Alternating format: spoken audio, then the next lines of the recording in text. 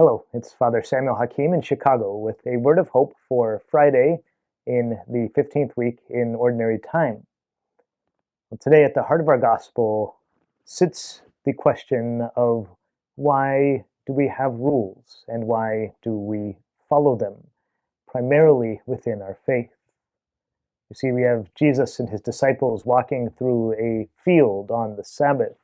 They've been journeying for some time. They are quite wearied and hungry. And the disciples are picking the heads of the grain in the fields and eating them.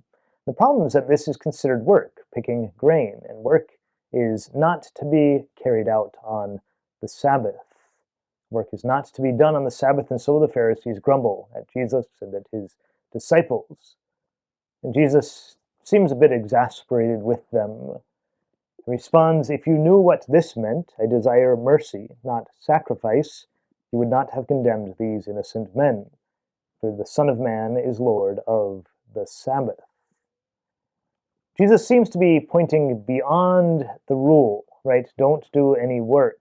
A good rule in and of itself, but one which, if not tied to a deeper relationship with Him, with God, kind of loses its purpose and its meaning. We, this past week, had our official visitation of the province by the Master of the Order, the successor of St. Dominic, who lives in Rome. He traveled around to most of our Dominican communities with his other representatives from the team of leadership that lives in Rome, and they examined our life, the way that it's being lived here in our province, throughout the Midwest and Southwest. And what intrigued me by their visit was that they didn't just look at the rules and ask, are you following the rules? Rather, they looked at the life and observed the way in which we are living the life, asking, are they living the life in a way which glorifies the Lord, strengthens the relationship of each friar with God and with each other, and in a way which leads to preaching of the gospel, both through the exemplary witness of our life as well as in what is being said.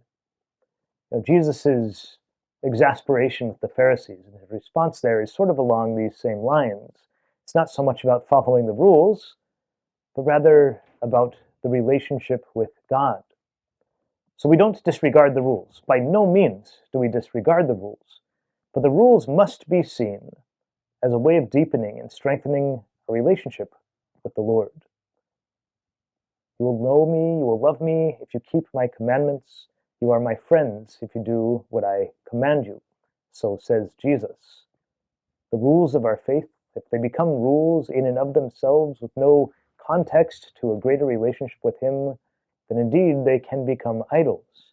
But when they lead us to a deeper relationship with Him, well, then our life flourishes and thrives.